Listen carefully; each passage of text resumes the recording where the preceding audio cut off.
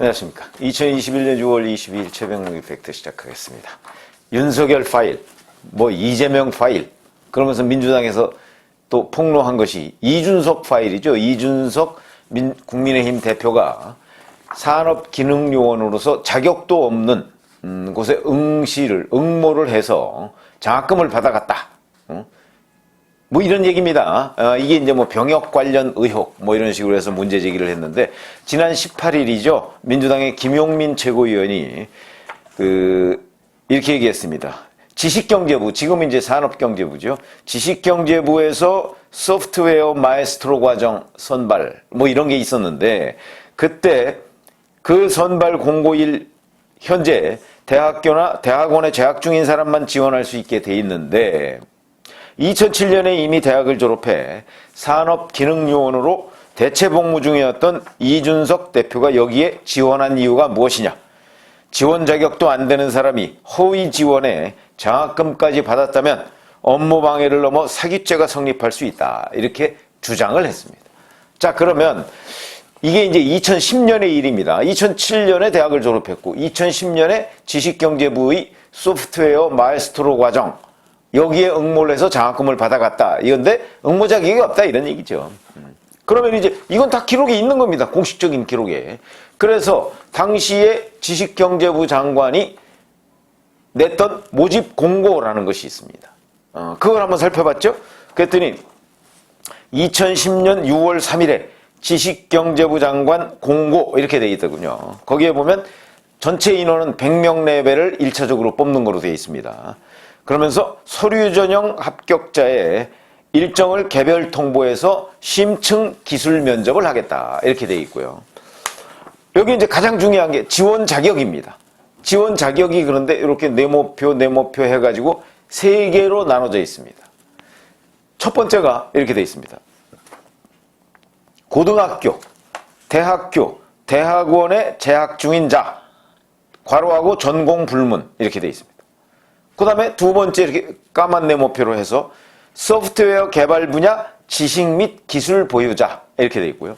그 다음에 또 까만 걸로 되어 있어 본 과정에 적극적으로 참여 가능한 자, 괄호하고 방학 기간 중 집체 교육 등 이렇게 되어 있습니다. 이게 이게 지원 자격입니다. 그러면 여기서 당시 2010년에 이준석 대표는 대학을 졸업하고 산업기능요원으로 복무 중인 자입니다. 대학 졸업생이죠.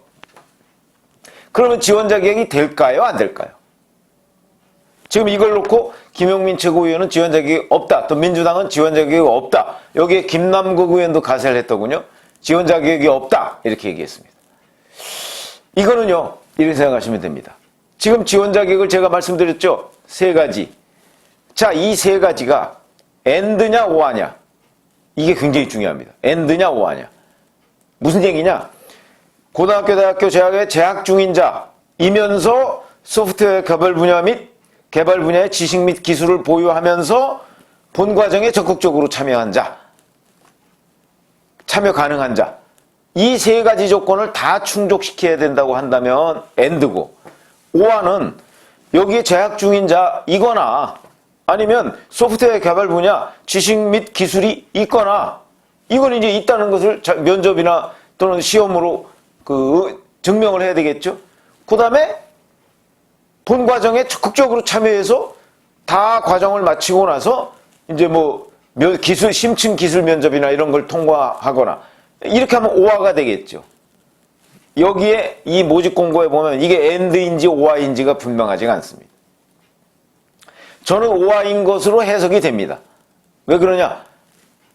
고등학교, 대학교, 대학원에 재학 중인 자 중에서 소프트웨어 분야 지식 및 기술을 가지고 있고 방학 이런 때 집체 교육하는 데 참석할 수 있고 이렇게 되면요. 아마 100명을 못 뽑을 수도 있습니다. 그렇죠? 100명 못 뽑을 수도 있습니다. 이게 얼마나 전문 분야인데. 그러니까 이 3가지 중에 하나라도 해당이 된다면 그러면 일단 응모를 해서 이게 1차, 2차, 3차에 여러 가지 전형 과정이 있더군요. 그래서 그걸 다 통과해서 거기에 되면 주겠다. 이런 것이 아닌가. 저는 그렇게 해석이 되는데 그런데 그걸 뒷받침하는 증거가 있습니다. 그래서 이거를 이제 다 해서 응모해서 발표를 하는 자료, 보도자료가 나와 있습니다. 2010년 9월 8일에 지식경제부에서 보도자료를 냅니다. 3차에 걸친 검증 끝에 선발된 100명은 고교 재학생 19명, 대학 재학 또는 졸업생 71명, 대학원생 10명이다. 이렇게 되어 있습니다. 그러면 여기에 졸업생 들어가 있습니다. 졸업생. 그러니까 고등학생, 대학 재학생, 대학 졸업생, 대학원생 이렇게 되어 있습니다. 일반인은 안 들어가 있더군요. 아마 일반인은 여기에 있는 본 과정에 적극적으로 참여 가능한 자, 방학기간 중 집체교육 이런 게 아마 힘들어서 그랬을 것으로 추정이 됩니다. 어쨌든 여기에 명시적으로 졸업생이 들어가 있습니다. 졸업생도 뽑았다는 얘기죠.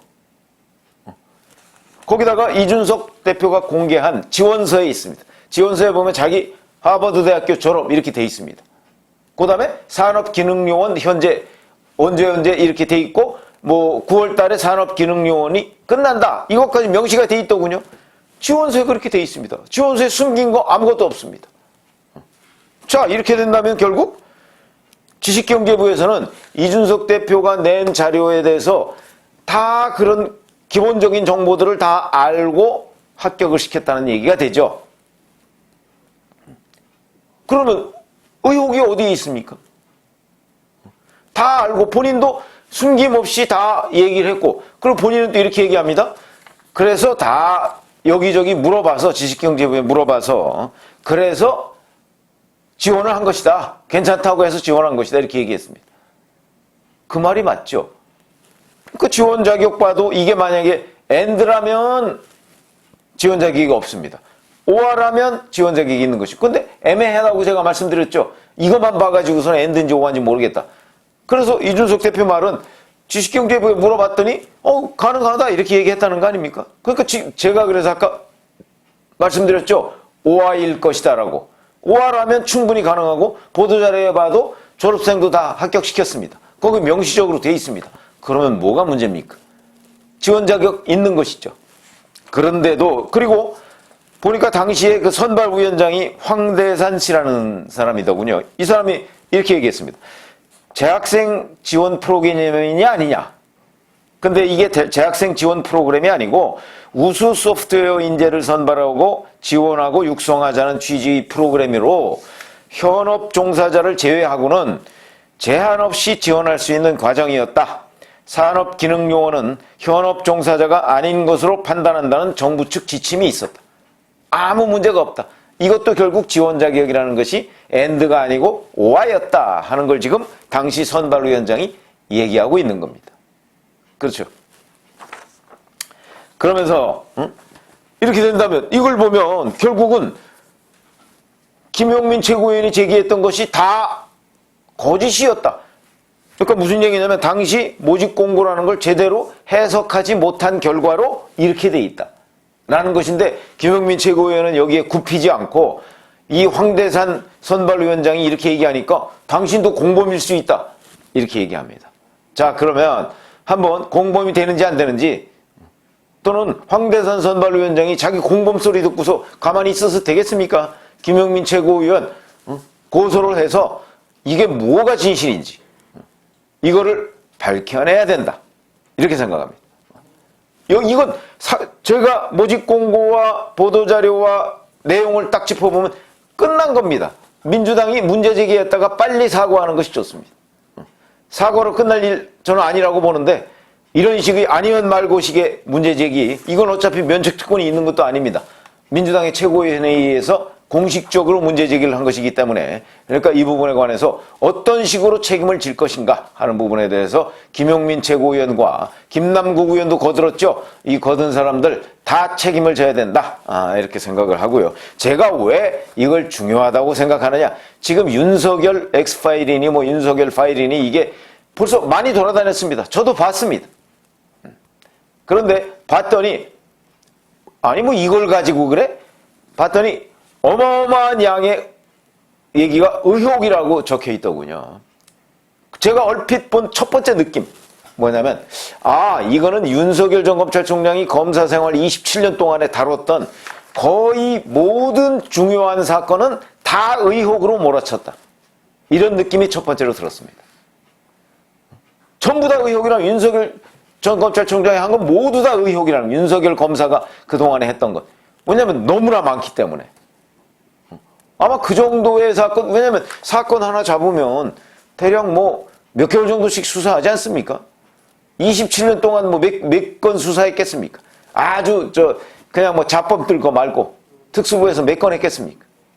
거기다 고검에서 근무했던 거, 좌천됐던 거, 이런 거 다 빼면 얼마 안 되죠? 근데 거의 그런 사건을 다 망라해서 모두 다 문제가 있다는 식의 그 얘기다. 그럼 이건 찌라시 반동 못한 거 아닙니까? 찌라시도 그래도 육하 원칙을 갖춰놓고 있습니다. 이건 그것조차 없다.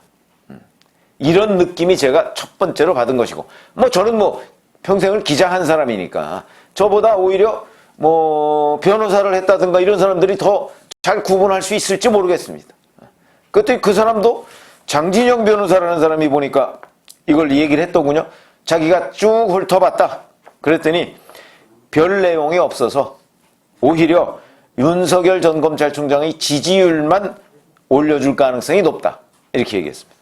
그러면서 소위 찌라시라는 그런 수준으로 윤석열 전 총장이 결혼하기 전 장모나 김건희 씨, 지금 현재의 부인이죠.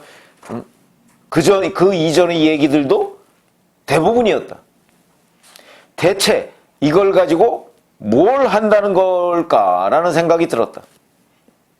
윤석열 전 총장을 엮으려면 직위를 이용해 수사를 방해했거나 아니면 본인이 뭔가를 덮었거나 이런 걸 가지고 나와야 이게 윤석열 엑스파일이니 윤석열 파일이니 하는 얘기가 되는 것 아니냐, 이렇게 문제제기를 했더라고요. 그런데 이걸 처음 해보고 방어하기 어렵겠다 이렇게 얘기했던 장성철 소장인가 하는 그 사람도 이렇게 얘기했더군요. 자기가 이거를 주겠다 이렇게 윤석열 전 검찰총장 측에 연락을 했는데 연락이 없더라. 왜 연락이 없었을까요? 윤 전 총장 측 이미 누군가로부터 받았을 겁니다. 받아서 검토해보니까 별거 아니다. 그래서 이런 식의 문제제기에 대응 안 하겠다. 그걸 윤 전 총장이 미리 내놓고서 자 이런 내용이 있는데 내가 이건 이렇고 저건 저렇고 이렇습니다. 구차한 얘기입니다. 제가 보기에도 그렇게 할 이유도 없습니다.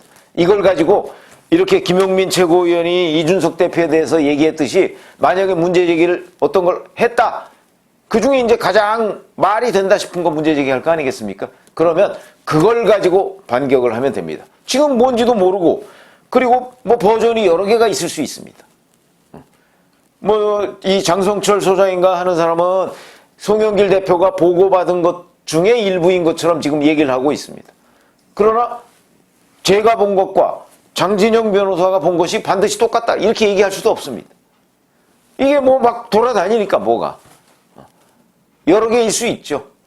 그러니까 저도 제가 본 것과 장진영 변호사가 본 것과 장성철 소장이 본 것이 서로 다를 수도 있기 때문에 그걸 제가 여기서 제가 본 게 어쩌고 저쩌고 이렇게 떠들지 않으려고 합니다.